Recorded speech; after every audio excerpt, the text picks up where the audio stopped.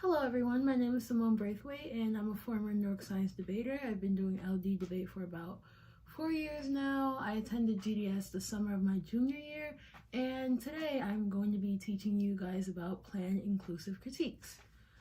Alright, so let's start with the first slide. What exactly is a planned inclusive critique? So PIK stands for a planned inclusive critique, obviously, and it's an off-case position that's sometimes read as an on-case position that basically just critiques the performance of the affirmative debater. So what about the performance is actually being critiqued? Okay, so picks usually come from a place of embodying or embodiment. The argument here is that somebody's positionality is like inextricably tied to what they do or what they say, i.e. the policies that they pass, the opinions that they may hold, etc. It forces white people to not only acknowledge their privilege, but also like their complacency within systems of anti-blackness, oppression writ large, etc. For example, there were a number of codes written for indigenous people to be given back their land, but really all they did was put indigenous bodies on reservations and called it land reclamation, right? We see in these ways or in similar ways, policymakers never are held accountable for how their positionality influences their decision making in policies. The reason why the latter happened was because people absolve other people, i.e. politicians, from the representations and abstract from conversations about how positionality influences action. This means that when you are able to understand your roles, be it as a white cisgender male or a black non-binary person, and you can use it to navigate how you understand what you advocate for and also just the world in general. This is tying your advocacy to your positionality, which is embodiment. Embodying can hold us accountable for injustices that we let happen, but also give minorities a space for them to not hide the ways in which society has been parasitic or antithetical to their bodies, and allow them to embrace their personal experiences. All right, next slide.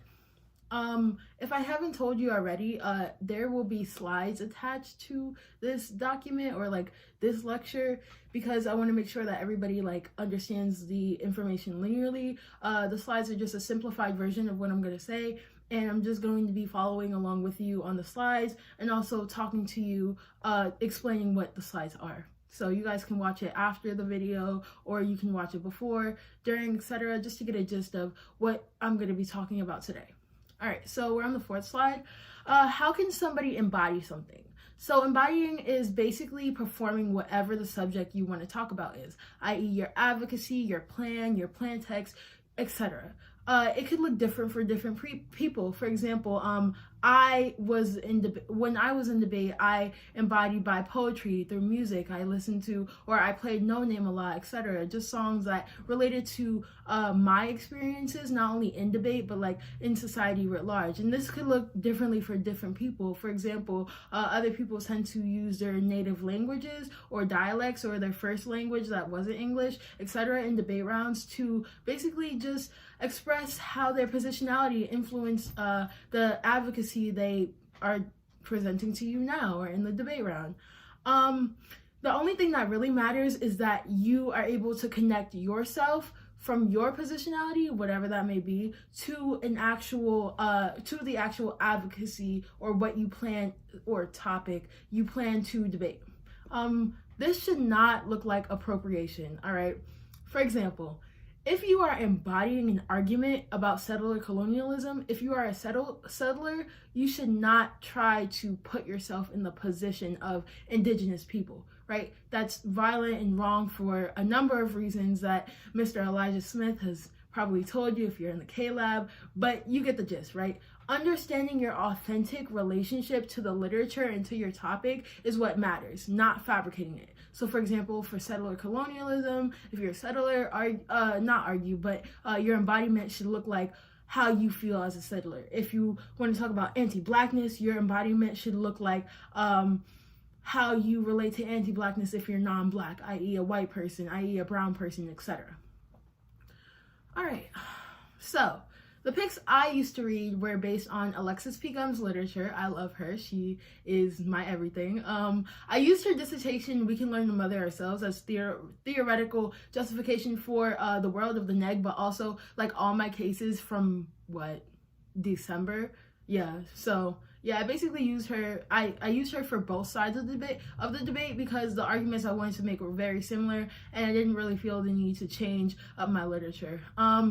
So the thesis of Alexis Gumb's work, especially in this dissertation specifically, is that Black women's words and actions are antithetical to the very world we live in, right? This means that our words are disregarded in terms of like academia or via the academic industrial complex, i.e. debate, i.e. the standardization of language and the erasure of Black women's stories through history, etc.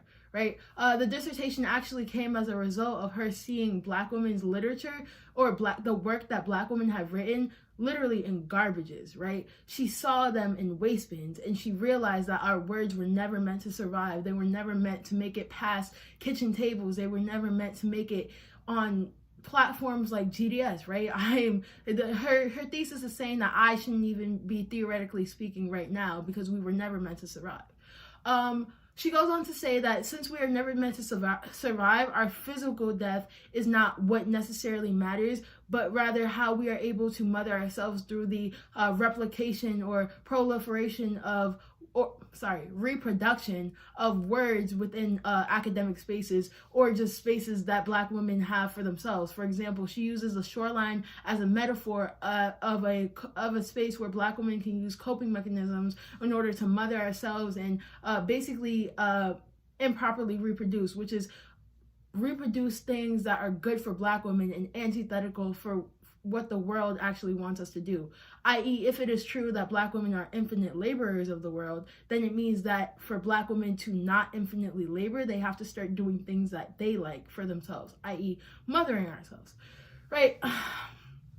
She goes on to say that Black women are anti-nuclear, past our physical deaths, we live through kinship, and we build with other Black women. I use this critique to critique the ways that academia and like debate spaces has forced a dichotomy between standardized English and what is proper versus what is non-standard and what is improper, which one was never meant to survive, and two created a rupture in the normative analysis of the possibilities for Black women in the world.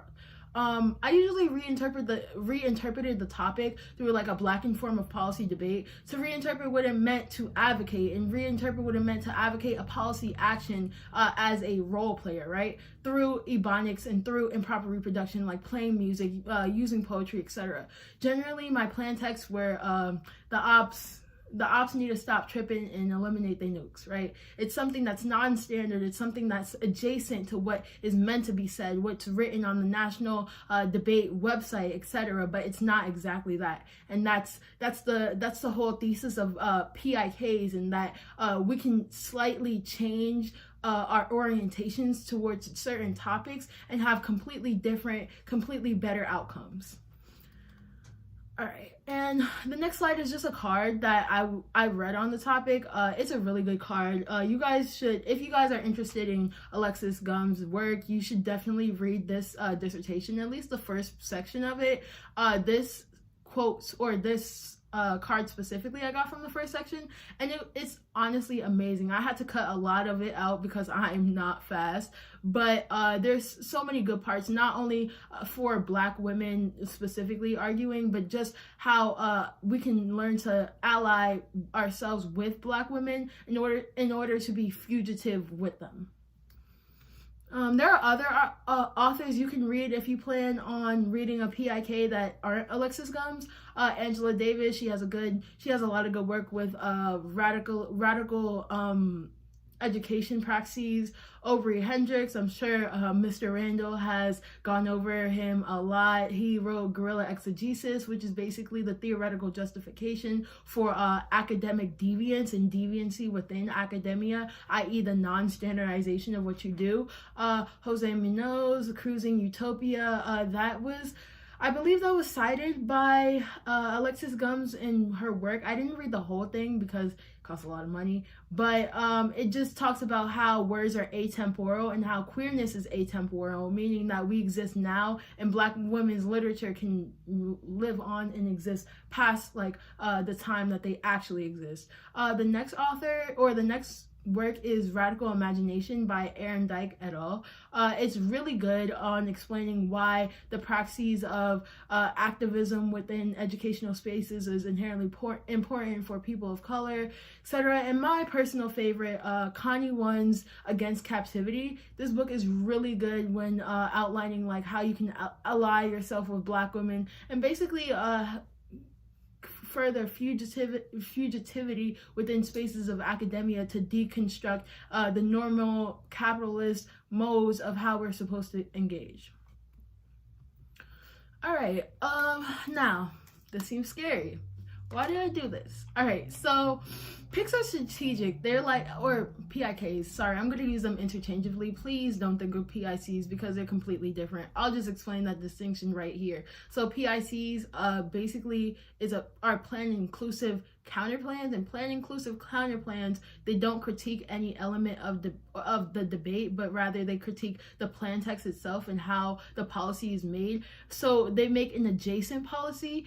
Planned inclusive critiques don't necessarily critique the plan itself, but the performance of the plan, meaning that in a planned inclusive critique, you may get the same plan, but in a planned inclusive counterplan, it's an adjacent plan that had an element of the AF in it, if that makes sense. Okay, so picks are strategic because they critique an element of the debate that can't be shifted out of the stylistic choices in the reading of the 1AC. So for example, somebody may be able to reinterpret their framework or reinterpret a card, or do that 1AR, 2AR spin that they want to do because the literature allows them to, right? What you can't switch out of is how you are able to represent yourself in the 1AC, i.e. I can't take back an action that I did. I can only either justify it or not, right? They either engaged in a way that was violent and bad for debate, or they didn't. They have to defend the latter because they already read the 1AC.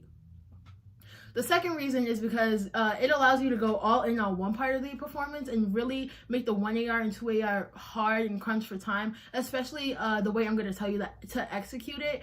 And you can use it to outweigh the AF proper since you already do the same policy plan. So remember, when you are running a PIK, you don't necessarily have to answer the substance because you have already done the plan. Right? You've functionally done the plan, so you don't need to answer any other of the other offense. I would also note here that you really need to pick a strategy. Like if you want to read a PIK, you should definitely just read that because it makes it a whole lot easier for yourself, especially the way I'm going to explain to do it. And if you guys have any doubts about if the strategy is good or not, I know one-off strategies may seem scary for some. I'm a fan of one-off strategies. I used to do at most I'll read 4 off, but one-off strategies are definitely my favorite by far. I went 6-0 at UC Berkeley, the tournament in I believe February. It was the same time as Harvard. I went 6-0 reading the strategy, so trust me. And I got to octos of Emory reading the strategy. Trust me, it's a really good strategy. If you guys have any worries about it, just try it out maybe at a round robin at a local before you want to do it on a national level, but definitely it's worth trying out. All right, let's go on to the next slide. So with that being said, because PICs have the exact same plan just through a different lens of advocacies, judges may be confused when they're trying to distinguish between the affirmative between what the affirmative does and what the negative does, i.e. the counter advocacy or the PIK. For example, most people don't know the nuances of two political candidates in the same party, i.e. Bernie and Warren, right? So they end up randomly voting between the two of them. If a judge is confused, you're gonna have, when reading this strategy, if a judge is confused, you're going to have to assume they're going to air af, right? Because one, not only has the af introduced this into the debate sooner, but also like you presume af when there's a wash. Usually in most judges' paradigms, or at least in most judges' minds, if they can't distinguish between the af and the neg, they presume, like, if there's no net benefit to doing the neg, they presume af. So you should always assume that they're going to presume, that's a rhyme, remember that, you should always assume they are going to presume af. All right, so essentially, easy fix. You just have to make it you need to make this extremely clear what the difference is between the affirmative is and the negative, and why those differences matter. You do that, you functionally win the debate. There really is, if the performance is as bad as you say it is, you win the debate. All right, so how do we do this? The first way is distinguishing between the affirmative and the negative. Seems easy enough. An example of this would be different modes of language. Like I said, I use Ebonics, African American vernacular English, slang, etc. And the affirmative uses standard English. That's an easy enough one, right? Another one would be like the affirmative uses a framework of utilitarianism. I use a framework of socialism. I use a framework of Wilderson's paradigmatic analysis of the world, etc., etc. The negative critiques the use of standard English is the first one. It ties legal jargon to conversations about policies and basically creates binaries between respectable English and non-respectable English. The negative uses a different dialect, which is the embodiment of the advocacy, right? You're always going to distinguish the affirmative and negative in some way to how you embody. That is the critique part. So the first one talks about how they have done a type of embodiment that is bad. They have done something that is bad performatively. Their performance is bad. My performance is good, or at least my performance is marginally better than theirs, which has a net benefit that they can't encompass. Cool. In short, reps matter, and you need to understand that. You can make this explicitly clear by understanding how basically you need to be able to draw a distinction between political candidates. You can give that example. I'm going to be giving that example later. And basically it's important because it establishes competition, and that's what I'm going to be talking about and making extremely clear so you guys can make it clear, so the affirmative can't get the perm, and so you win all your net grounds. Next slide. All right, competition for PIKs. The first one is net benefits. So the affirmative world is a world in which the frame through which their advocacy is accomplished, be it through a plan text, through a different form of plan text, etc., are fundamentally different. For example, the critique may be advocating for something through, or maybe advocating for the AF through a lens of socialism, ecofeminism, or from a standpoint of like indigeneity, right? Makes sense. These are also examples as to how somebody could potentially read a non-performative pick, i.e. you don't have to read a poem, you don't have to play music, you don't have to incorporate something that is very personal to you, but as long as you're reading from your position, you're fine. Through the rereading of the AF advocacy through like an adopted lens that critiques the AF, this positions a dichotomy between what the AF does and what the neg does differently and better. The next part is textuality. So this just basically means like when you write a plan text of the pick, the PIK, you have to be like hyper aware that the text of the PIK should be different in some way than the text of the affirmative case. So for example, if their case is about what was this topic?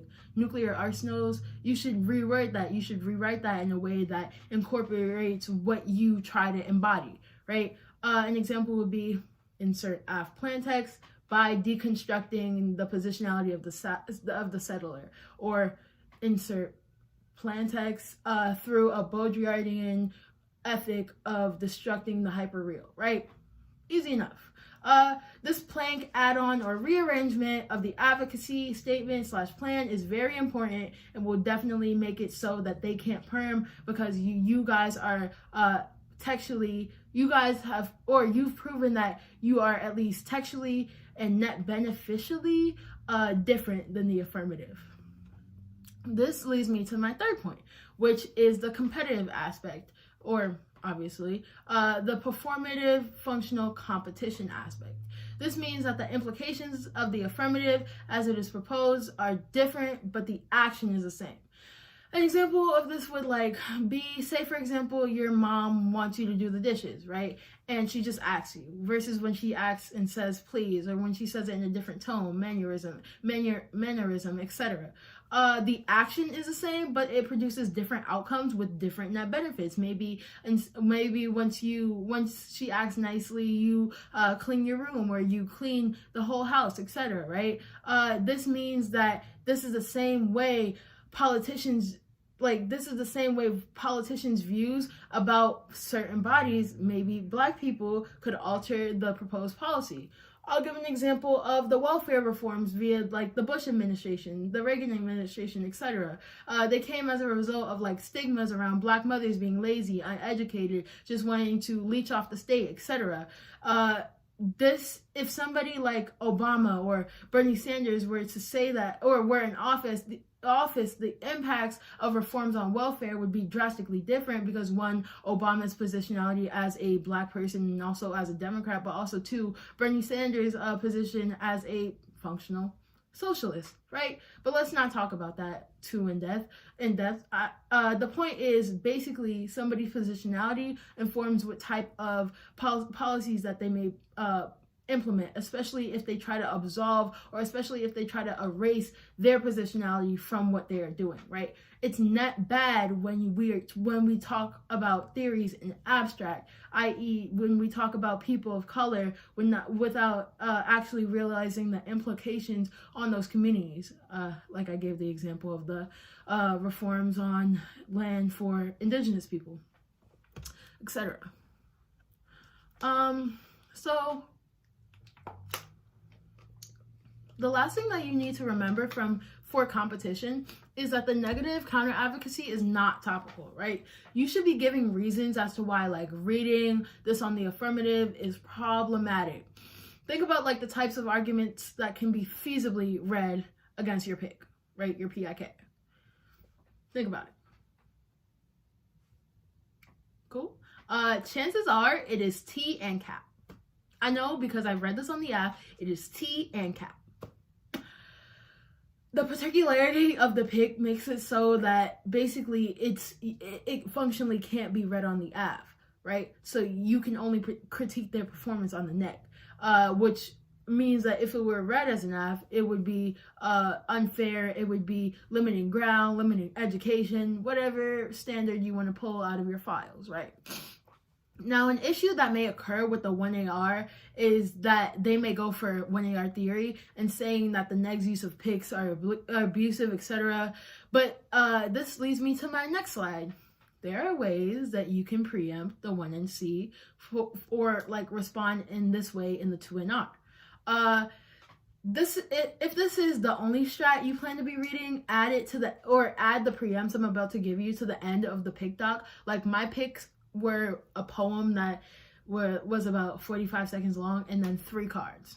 That's it. And then the rest of the time I use as preempts or answering things that I may have needed on the app, but I'm going to get to that later.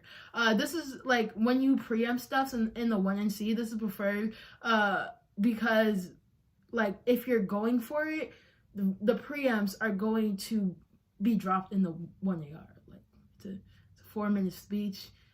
The pick I've read, I've rarely ever had to go on case. It was a one-off strat, so it was literally 7 minutes. So I'd say about 4 minutes of preempts. Big preempts. Cool. This will just make the 2NR easier. Cool. So the first argument for preempting pick theory you should be making is one that the AF gets to argue in whatever way they like, right? This is good for the AF. Right? Here's where the embodiment argument is really useful.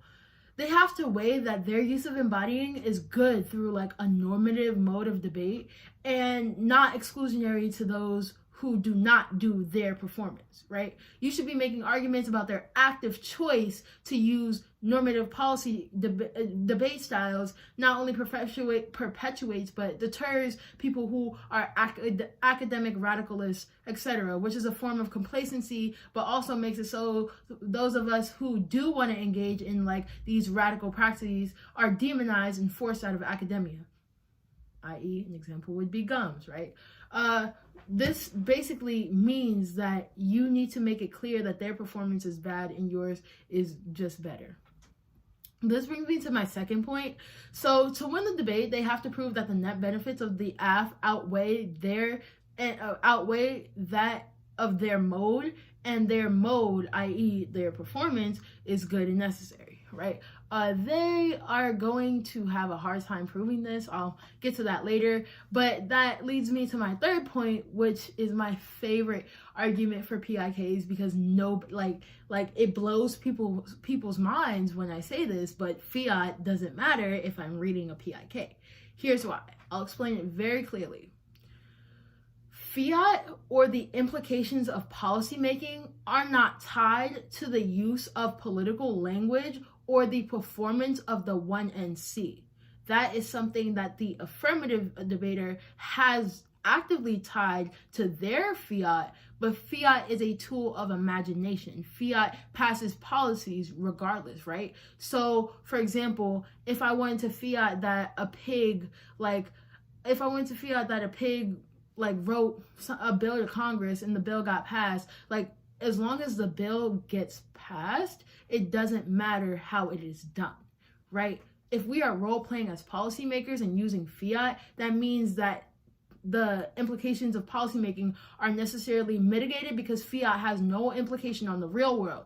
If it is true that debate is role-playing as policymakers, sure, you can concede that the act is fiating, that the act of fiating is good.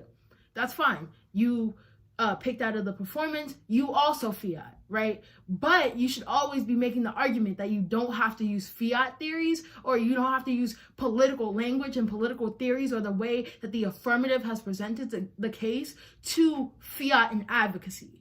I.e., I have used ebonics in my PIKs, right? My use of ebonics still used fiat.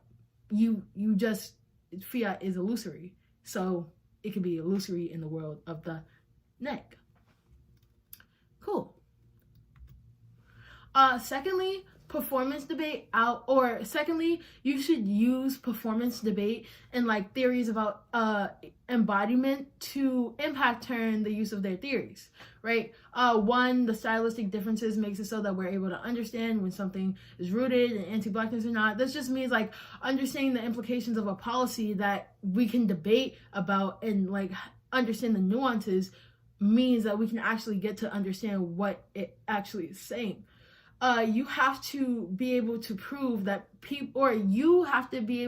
like as a PIK debater, that people are tied to their performance in debate, because everything is performative in debate. I'm sorry to break it to you. This is a performance. My room is a performance, right? The way you dress, the way you speak, your gender, speaker points, etc. It's all calculated in the minds of judges when they make their decision, when they're listening to their speeches. It's the reason why debaters, when Black debaters first came into debating on national levels, they would never make it past, or they would never go more than like 1-5. Right? It's not about necessarily and they weren't even saying anything radical. They were defending the topic. Anyway, it's not about what you necessarily say, but it's about how, like I said, your positionality is always on display. It is always on display, and it creates implicit and subconscious biases in the heads of judges specifically. It's the reason why some Black debaters, when they're debating on the affirmative, often get T-read against them, even though their advocacies are literally the topic, right? Their very existence in debate ties them to radicality and is subject to policing regardless of a warrant for it. Two, even if you somehow do win, the debate isn't a performance, you should be making the argument, mind you, these are preempts, you should be making the argument that the judge should decide based on who wins based on a comparison focused model of debate to evaluate it because it outweighs any typical model for the reasons I'm about to give. All right, so one, if it's true that debate is like a political election, the stylistic nuances matter. Think about the example I gave at the beginning of this lecture when I talked about the differences between Bernie and Warren. I doubt you guys know them, right? That means that the portable skills of understanding how the performance of somebody's positionality outweighs means that they outweigh because they are actually role-playing as policymakers. The second argument is that sometimes content debate is violent.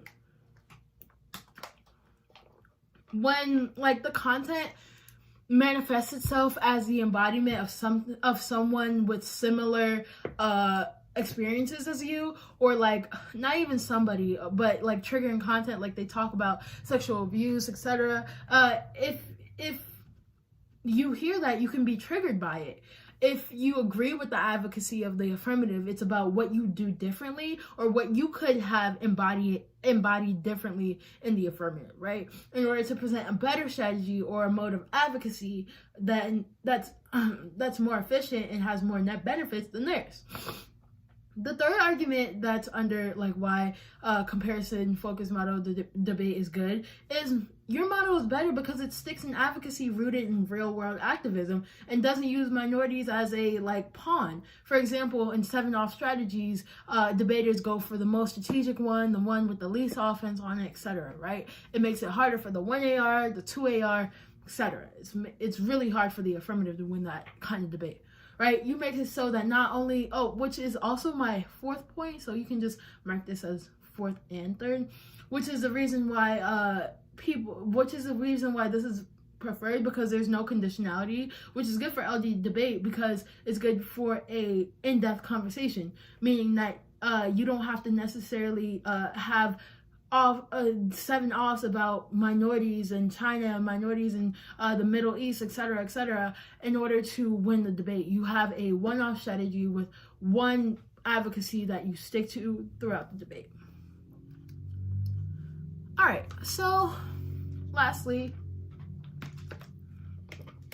basically their use of pick theory is abusive and a form of policing. It erases the experiencing of the embodier in the debate, but also supercharges the reason why as to the education of the pick is good and necessary. Point blank period, the only binary in debate is a L or a dub. The reason why we have debate is to understand the intricacies of an advocacy and understand the impacts through like a discussion. Debate can be a monologue when a criminalization happens, like pick theory, because they have represented our performance or the neg performance as bad as soon as it's heard, right? You should ask and cross-ex how the negative can engage in the debate. How can they win the debate? And if they're like, you can read picks, you can read counter advocacies, disads, Ks, you can read T theory, whatever you want. And you're like, okay, I can read whatever I want. You pull out your little pick, you read it, and they get up on the 1AR and they're like, can you get an extra sheet of paper? It's gonna be 1 new off and then the NC proper, and you're like, 1 new off, and it's pick theory, right? That just proves why when people speak deviantly or when people don't like your performance, it's inherently bad. Like, why is it bad that I've radically changed the space? You said I could, right? Another thing is they could have, like, AFs are grounded to the topic. Picks are grounded to anything outside of that. Sorry, not picks. The neg is grounded to anything outside of that. Affirmatives have infinite time to choose what they read before the round. It is on them if they choose something that is unstrategic and causes them to lose the debate, or if they do so in a way that's unstrategic, etc. It is not your burden to make the debate easier for them if they have had infinite prep time before the round. You had 15 minutes. All right, next slide. So FAQs about PIKs. So I've been reading this strategy, PIKs, since the January-February topic of my senior year, and at national tournaments, I rarely lost a neg round, especially reading this specific strategy. Yeah. So when reading this strategy, you're gonna have to capitalize on your opponent's misreading or lack of precisivity when answering this. This is inevitable because if you are being critiqued on something that you don't even think you're conscious of, then this allows for, or this makes it so that you have to do a lot of on-the-spot thinking, which ultimately means you're going to make a lot of mistakes. I knew I was winning in cross-ex when they asked a lot of questions about the method of the pick and not necessarily the links or what they did. This meant that they were probably prepared to mitigate the impacts of the affirmative and the performance and say that it's good or better than yours, right? So this is good for you for a couple of reasons. So one, it just allows you to prove that your performance of the 1NC is better, not that it's a universal good strategy, i.e., when I read my pick in Ebonics, I never said, yeah, you white cisgender person, you should definitely read this in Ebonics. No, it's my strategy or the theoretical justifications of my strategy are net better and more beneficial than theirs.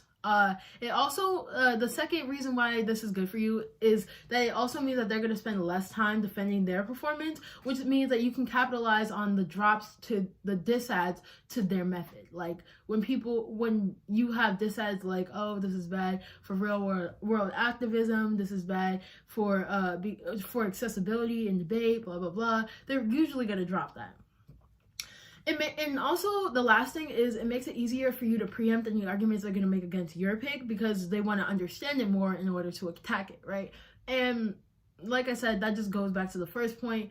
You don't have to necessarily prove that your strategy is good and universal. You just are opposing a method that one can be replicated in other spaces in different ways, in debate in different ways, and also that is better than the affirmative. Period. All right, so what the 2&R should look like.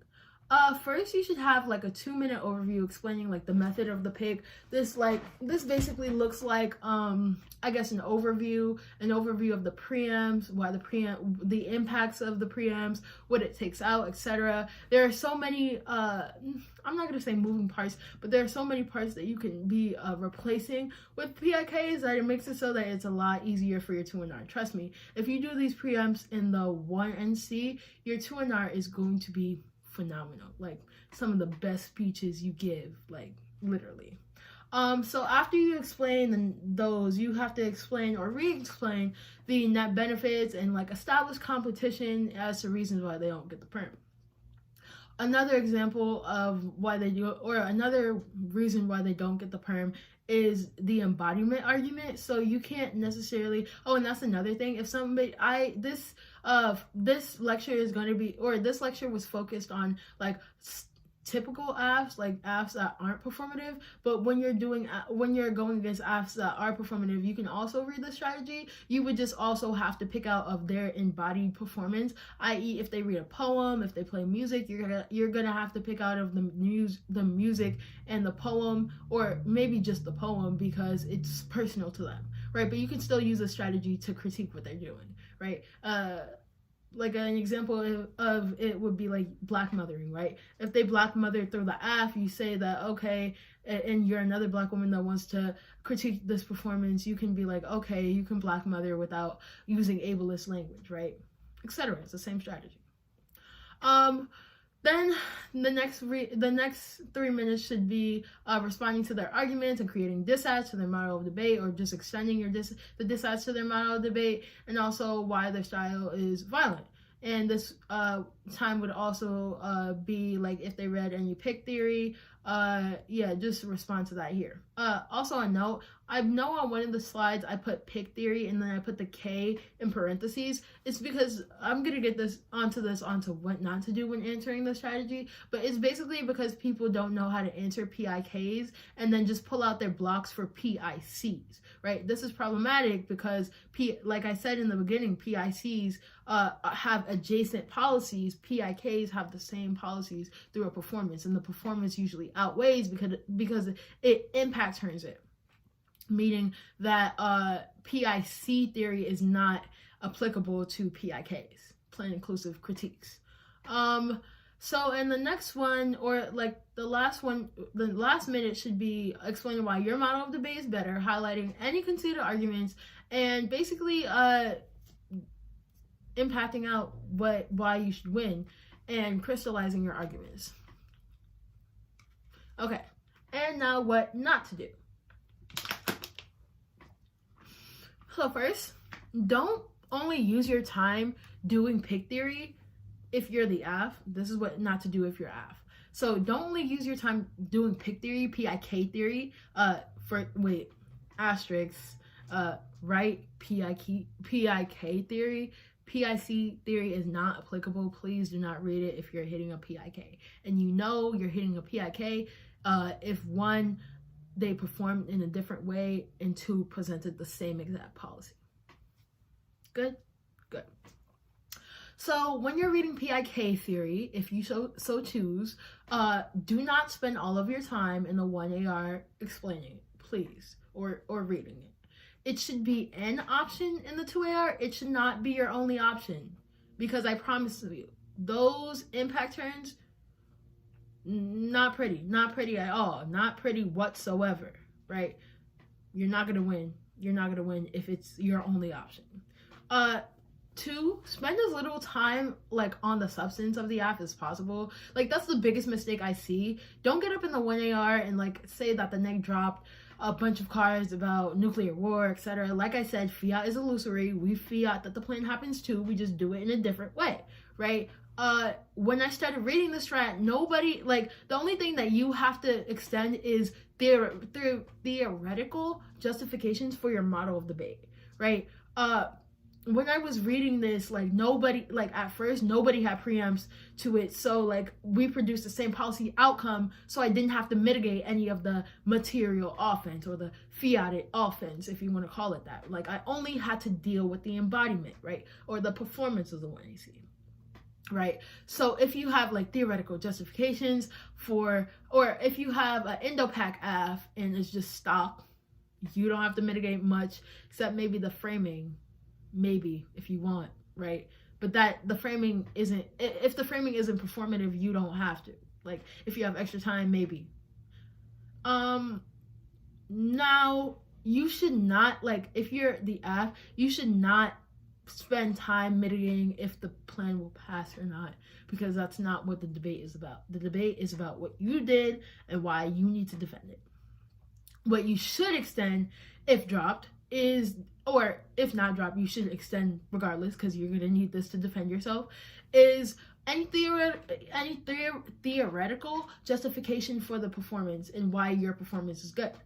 It's effective in establishing that the performance was a good and necessary idea and outweighs the performative aspects of the neg, and either mitigates their net benefits, or like produces the same net benefits, similar net benefits, and yours just outweighs, whatever.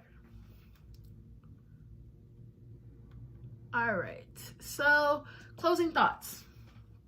I don't really think that I didn't cover anything. If I did, please feel free to email me any questions or concerns.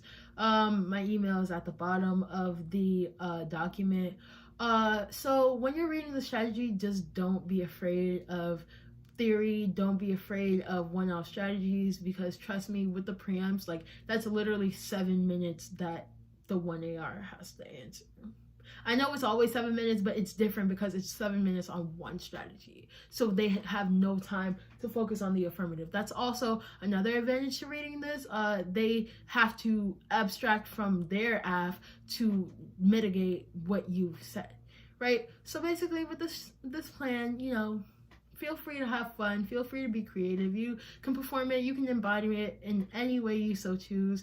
And yeah, just play around with it. And it might be different for every AF you hit. Sometimes you have a PIK in mind that you can't read against a certain team, or you can't read against a certain AF, right? You just have to play around with it. Like my plan text, they used to get really, really intricate, like because I am not a theory debater. If you read like a plan with 8 planks, I'm just gonna be like, okay then, and like try to debate without reading theory or reading extra T, etc. I had to like add those planks and rewrite them in Ebonics when I read a pick or a PIK.